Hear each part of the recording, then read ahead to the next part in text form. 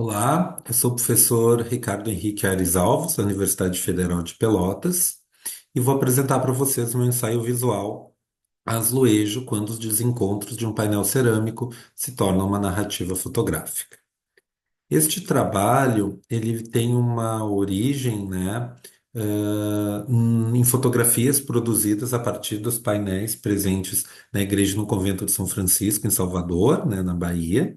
E a ideia é justamente que as imagens, assim como o título, que é composto pela palavra azulejo com uma letra deslocada, que o conjunto das imagens ele traz essa ideia de uma descontinuidade, né? Com esse projeto, eu tenho a intenção de metaforicizar ou de comentar a própria ideia do debate decolonial, né, da persistência da nossa matriz, né, europeia na cultura brasileira, justamente debatendo a questão, enfim, das imagens de origem europeia.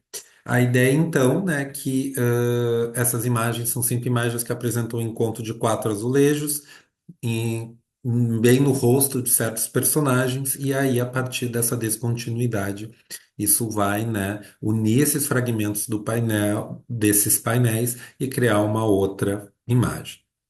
Então, aqui a gente pode ver as cinco imagens, né, que constituem a série.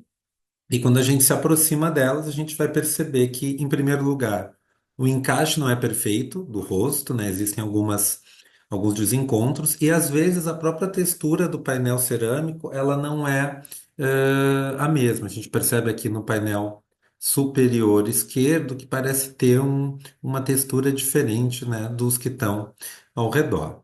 Esse tipo de diferença que a gente consegue ver uma diferença no tratamento de sombra dessa figura do lado direito e do esquerdo, né? A ponto quase de parecer que são dois rostos diferentes. Então, isso chama muito atenção e é essa descontinuidade, né, que eu estou procurando aí analisar, discutir de alguma forma nesse trabalho.